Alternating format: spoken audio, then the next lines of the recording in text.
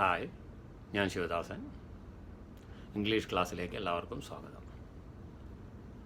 കഴിഞ്ഞ ക്ലാസ്സിൽ നമ്മൾ പഠിച്ചത് പ്രസൻറ്റ് ടെൻസിലത്തെ ലാസ്റ്റായിട്ടുള്ള ഏറ്റവും അവസാനത്തിലുള്ള പ്രസൻറ്റ് പെർഫെക്റ്റ് കണ്ടിന്യൂസ് ആണ്. പ്രസൻറ്റ് പെർഫെക്റ്റ് കണ്ടിന്യൂസ് പെർഫെക്റ്റിൽ നിന്നും വ്യത്യാസം. ഇതിൽ പ്രസൻറ്റിൽ പെർഫെക്റ്റിൽ നമ്മൾ പഠിച്ചത് ഹാസ് റിട്ടൺ എന്നാണെങ്കിൽ അത് ഹാസ് ബീൻ റൈറ്റിംഗ് എന്നായി മാറും പ്രസൻറ്റ് പെർഫെക്റ്റ് കണ്ടിന്യൂസിലേക്ക് വരുമ്പോൾ.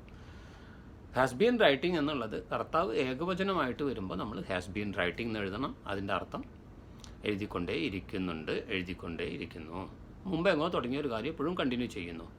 ഇനി സബ്ജക്റ്റ് കർത്താവ് ഏകവചനം അല്ല ബഹുവചനമാണെങ്കിൽ have been writing. Have been എന്ന് ഉപയോഗിച്ചിട്ട് റൈറ്റിൻ്റെ പ്രസൻറ്റ് രൂപമായ റൈറ്റിൻ്റെ കൂടെ ING ചേർക്കുക. റൈറ്റ് എന്നുള്ളത് പ്രസൻറ്റ് രൂപമാണ്. റൈറ്റ് എന്ന വെർബിൻ്റെ പ്രസൻറ്റ് രൂപമാണ് റൈറ്റ്. അതിനോട് കൂടെ ING ചേർക്കുക. അതിന് മുമ്പ് ക്ലാസ്സുകളിൽ ഞാൻ പറഞ്ഞിട്ടുണ്ട് വെർബിന് 3 രൂപമുണ്ട്: റൈറ്റ്, റോട്ട്, റിട്ടേൺ.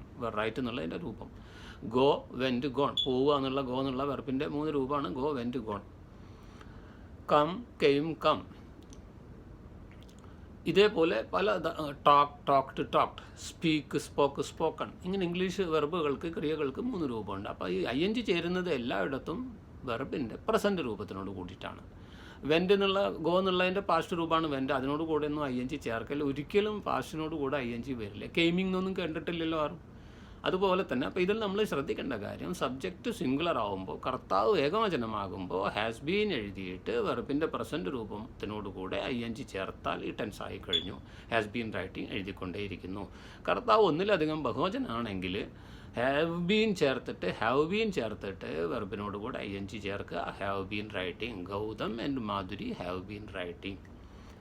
ഗൗതവും മാധുര്യം ചേർന്ന് കത്ത് എഴുതിക്കൊണ്ടേയിരിക്കുന്നു. മുമ്പ് എങ്ങോ തുടങ്ങിയ ഒരു കാര്യം ഇപ്പോഴും കണ്ടിന്യൂ ചെയ്യുന്നു എന്നുള്ള സെൻറ്റൻസ് പറയുമ്പോഴാണ്, എന്നുള്ള സന്ദർഭങ്ങളിലാണ് നമ്മളിത് ഉപയോഗിക്കുന്നത്.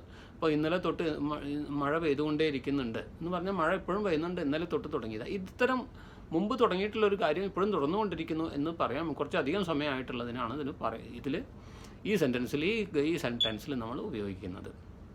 അപ്പോൾ നമ്മൾ ഇതിൻ്റെ നെഗറ്റീവ് സെൻറ്റൻസും പഠിച്ചു. Gautam has not been writing letter.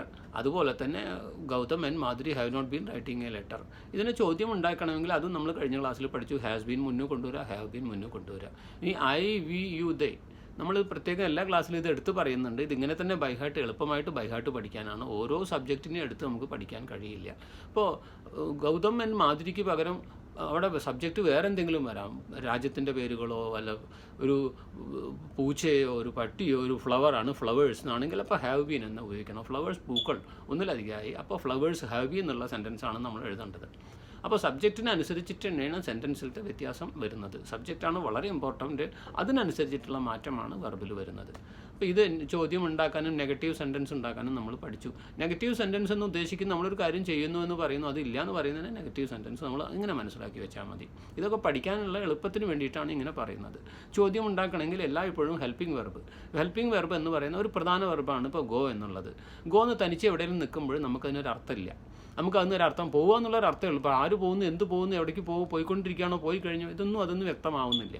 അപ്പോൾ അതിന് തനിയായിട്ടൊരു അർത്ഥം ഉണ്ടാവാൻ വേണ്ടിയിട്ടാണ് ഈ ഹെൽപ്പിംഗ് വെർബ് അതിൻ്റെ കൂടെ ചേർക്കുന്നത്. അതാണ് ഈ helping verb. Is, are, was, were, ഇതൊക്കെ ഹാസ്, ഹാവ്, ഇതൊക്കെ ഹെൽപ്പിംഗ് വെർബുകളാണ്. അപ്പോൾ നമ്മൾ ഒന്നും കൂടെ ഓർമ്മിക്കുക. കർത്താവ് സിംഗുലർ ആവുമ്പോൾ ഹാസ് ബീൻ റൈറ്റിംഗ്. കർത്താവ് പ്ലൂറൽ ആവുമ്പോൾ have been writing. Has not been writing അതിൻ്റെ നെഗറ്റീവായി. ഹാവ് നോട്ട് ബീൻ റൈറ്റിംഗ് അതിൻ്റെ നെഗറ്റീവായി. ഇനി ചോദ്യം ഉണ്ടാക്കുമ്പോൾ നമ്മൾ വൈ, വേർ. ഇപ്പോൾ ഐ ആണെങ്കിൽ I have been writing, we have been writing, they have been writing, you have been writing. You have അതിൻ്റെ നെഗറ്റീവ് ആണെങ്കിലോ you haven't been writing, they haven't been writing, I haven't been writing. ഇനി ഇതിന് ചോദ്യം ഉണ്ടാക്കുമ്പോൾ ഹാവിൻ്റെ മുന്നിലേക്ക് കൊണ്ടുവരാം. മറ്റുള്ള ക്ലാസ്സിൽ പഠിച്ച പോലെ തന്നെയാണ്. ഈസിൻ്റെ, ആറിൻ്റെ, ഹാവ് നോട്ട്, ഹാസ് നോട്ട് അതുപോലെ തന്നെയാണ് ഹാവിൻറ്റും കൊണ്ടുവന്നിട്ട് ഐ വെർബിനോട് കൂടെ ക്വസ്റ്റനിൽ ING ചേർത്ത് കഴിഞ്ഞാൽ ഈ ടെൻസായി. ഈ രീതിയിലുള്ള ഈ ടെൻസിൽ വരുന്ന ഇതൊക്കെ മുമ്പ് തുടങ്ങിയിട്ടുള്ളൊരു കാര്യം ഇപ്പോഴും നടന്നുകൊണ്ടിരിക്കുന്നു എന്ന അർത്ഥത്തിൽ പറയേണ്ടി വരുന്ന സന്ദർഭങ്ങളിൽ നമുക്ക് ഈ ടെൻസ് ഉപയോഗിക്കാം. ഇതൊക്കെ നമുക്ക് ഡെയിലി യൂസേജിൽ നമ്മൾ ഉപയോഗിക്കുന്ന സെൻറ്റൻസുകൾ തന്നെയാണ്. എല്ലാ ടെൻസിലുള്ളതും നമ്മൾ ഉപയോഗിക്കാറുണ്ട്. അപ്പോൾ ഈ ഓരോ സന്ദർഭങ്ങളിൽ എങ്ങനെയാണ് നമുക്ക് ഉപയോഗിക്കേണ്ടതെന്ന് പറയുമ്പോൾ അതൊക്കെ നമ്മളിത് പഠിച്ചു പോകുമ്പോൾ തനിയെ നമ്മൾ വായിൽ നിന്ന് നമ്മൾ സംസാരിക്കുക വരും. നമ്മളിത് ഹൃദിസ്ഥമാക്കണം. വെറുതെ നമ്മൾ ക്ലാസ് കേട്ടു എല്ലാം മനസ്സിലുണ്ട്, അങ്ങനെയല്ല. ഇതിനെ വർക്കൗട്ട് പ്രാക്ടീസ് ചെയ്യണം. നമ്മൾ മാത്സ് സോൾവ് എങ്ങനെ സ്കൂളിലും കോളേജിലൊക്കെ പഠിക്കുമ്പോൾ ചെയ്യാറ്, കാണാപ്പാഠം പഠിക്കാറല്ല, അതിനെ വർക്കൗട്ട് ചെയ്തിട്ടാണ് നമ്മൾ പഠിക്കാറ്. അപ്പോൾ മാത്സ് പഠിക്കുന്നത് പോലെ ഇതിനെ സ്വയം സെൻറ്റൻസ് ഉണ്ടാക്കി നോക്കണം. അപ്പോൾ അതിലൊരു മിസ്റ്റേക്ക് വരുമ്പോഴാണ് നമ്മൾ ശരിക്കും പഠിക്കുക. മിസ്റ്റേക്ക് വരുമ്പോഴാണ് അത് നമുക്ക് ഹൃദിസ്ഥമാവുന്നത്. അപ്പോൾ എനിക്കും അതുപോലെ ഒരുപാട് മിസ്റ്റേക്കുകൾ വന്നതുകൊണ്ടാണ് എനിക്കത് പഠിക്കാനുള്ള ഒരു താല്പര്യം വന്നത് തന്നെ. അപ്പോൾ ഇത് ശ്രദ്ധിക്കണം. ഞാൻ പറഞ്ഞു വന്നത് പേഴ്സണലായി പോകുന്നതിന് സോറി. ഇത് സബ്ജക്റ്റ് സിംഗുലർ ആകുമ്പോൾ ഓർമ്മിക്കേണ്ട കാര്യം പ്ലൂറൽ ആകുമ്പോഴും ഓർമ്മിക്കേണ്ടതാണ്. അപ്പോൾ ഈ സന്ദർഭങ്ങളിൽ മുമ്പ് ചെയ്ത് തുടങ്ങിയിട്ടുള്ളൊരു കാര്യം ഇപ്പോഴും നടന്നുകൊണ്ടിരിക്കുന്നു എന്ന സന്ദർഭങ്ങളിൽ പറയേണ്ടി വരുമ്പോഴാണ് ഈ ടെൻസിനെ നമ്മൾ ഉപയോഗിക്കുന്നത്. ഇനി അടുത്ത് നമുക്ക് പഠിക്കാനുള്ളത് വളരെ എളുപ്പമുള്ളതാണ്. മൊത്തം പാസ്റ്റ് ടെൻസ് തന്നെ വളരെ എളുപ്പമാണ്. കുറച്ച് കാര്യങ്ങളെ അതിനകത്ത് ഓർമ്മിക്കാൻ നിങ്ങൾക്ക് എല്ലാവർക്കും വളരെ എളുപ്പമാവും.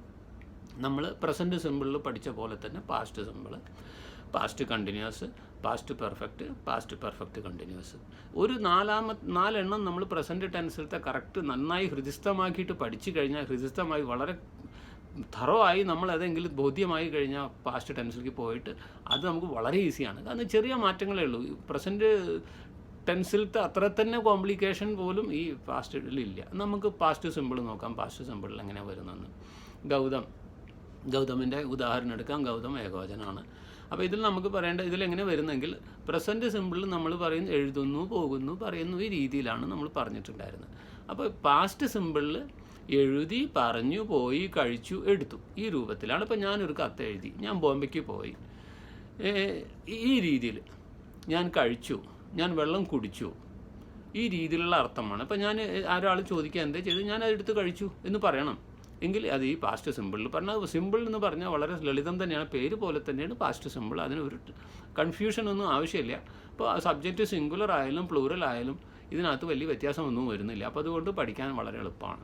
എന്തുകൊണ്ടാണ് എളുപ്പം എന്ന് പറഞ്ഞാൽ പറയാം. നമുക്കൊരു ഉദാഹരണം നോക്കാം. ഗൗതം, നമുക്ക് സെൻറ്റൻസിലേക്ക് പോകാം. Rote a letter. ഗൗതം ഒരു കത്തെഴുതി. അപ്പോൾ ഈ റോട്ട് എന്നുള്ളതാണ് നമ്മളിവിടെ ശ്രദ്ധിക്കേണ്ടത്. ഈ ഒരു വെർബിൻ്റെ രൂപം നമ്മൾ ഇതിന് മുന്നത്തെ ക്ലാസ്സുകളിൽ ഉപയോഗിച്ചിട്ടില്ല. Gautam wrote a letter, Gautam ഒരു കത്തെഴുതി. ഇവിടെ നമ്മുടെ പഠിക്കേണ്ടതായിട്ടുള്ള ടെൻസിലെ നിയമം, സബ്ജക്റ്റ് സിംഗുലർ ആയാലും പ്ലൂറൽ ആയാലും റൈറ്റ് എന്നുള്ള വെർബിൻ്റെ രണ്ടാമത്തെ രൂപം, പാസ്റ്റ് രൂപം ഉപയോഗിച്ച് കഴിഞ്ഞാൽ ഈ ടെൻസായി. Gautam wrote a letter. അപ്പോൾ ഗൗതം മാധുരിയും കൂടി എഴുതുമ്പോൾ എങ്ങനെയാണ് വരിക? Gautam and Madhuri wrote a letter. ഇനി ഒരു ഫ്ലവർ ആണെങ്കിലോ അപ്പോഴും ഇതുപോലെ തന്നെയാണ്. ഏകവചനമായാലും ബഹുവചനമായാലും സബ്ജക്റ്റിന് ശേഷം വരുന്ന വെർബിൻ്റെ പാസ്റ്റ് രൂപം എഴുതി കഴിഞ്ഞാൽ ഈ പാസ്റ്റ് സിമ്പിൾ ടെൻസായി. ഓർമ്മിക്കുക, സബ്ജക്റ്റ് സിംഗുലർ ആയാലും പ്ലൂറൽ ആയാലും സബ്ജക്റ്റിന് ശേഷം വരുന്ന വെർബിൻ്റെ പാസ്റ്റ് രൂപം ഉപയോഗിച്ചാൽ പാസ്റ്റ് സിമ്പിൾ ടെൻസായി. പാസ്റ്റ് സിമ്പിൾ ടെൻസ് വളരെ സിമ്പിളാണ്. വെർബിൻ്റെ പാസ്റ്റ് രൂപം മാത്രം ഓർമ്മിച്ചാൽ മതി. ഞാനിത് ചെയ്തു, പറഞ്ഞു, പോയി, എടുത്തു, കഴിച്ചു, ഈ രീതിയിൽ അർത്ഥം വേണ്ട സമയത്ത് നമുക്ക് ഉപയോഗിക്കാം ഈ ടെൻസിനെ. ഞാൻ ആ സിനിമ കണ്ടു, I watch that movie, I watched. നമ്മൾ സംസാരിക്കുമ്പോൾ ചിട് എന്നൊന്നും പറയാറില്ല, അങ്ങനെ പറയല്ലേ. കേൾക്കുമ്പോൾ അത് കേൾക്കുന്നവന് മനസ്സിലാവും. ഐ വാച്ച്ഡ് എന്ന് നമ്മൾ മലയാളീസ് പ്രത്യേകം ഞാൻ ശ്രദ്ധിച്ചിട്ടുണ്ട്. ചിലർ പറയുമ്പോൾ ഈ വാച്ച്ഡ് എന്ന് പറയട്ടെ, എനിക്ക് ഇംഗ്ലീഷ് അറിയാം, അപ്പോൾ ഇടുന്ന് കേൾക്കണം അവർ, അല്ലെങ്കിൽ പറഞ്ഞ് തെറ്റിപ്പോകും. അങ്ങനെയൊന്നുമില്ല. സംസാര ഭാഷയിൽ ലോപം ഉണ്ടാവാറുണ്ട് സംസാരിക്കുമ്പോൾ. അത് അതിൻ്റെ ഒരു ഭാഗമാണ്. അവർ കേൾക്കാൻ വേണ്ടി നമ്മൾ വാച്ച്ഡ് എന്നൊന്നും പറയരുത്. ഐ വാച്ച് ദാറ്റ് മൂവി, അതിൻ്റെ അർത്ഥം ഞാൻ ആ മൂവി കണ്ടു എന്നാണ്. അല്ലാതെ നമ്മൾ അവരെ ബോധിപ്പിക്കാൻ വേണ്ടി ചിടുന്നൊന്നും പറയുന്നത്. പലരും അങ്ങനെ വാക്കിട് എന്നൊക്കെ പറയാറുണ്ട്. തെറ്റാണ്, ശരിയായിട്ടുള്ള പ്രൊനൗൺസിയേഷൻ അല്ലാതെ. അപ്പോൾ നമ്മളത് ശ്രദ്ധിക്കുക.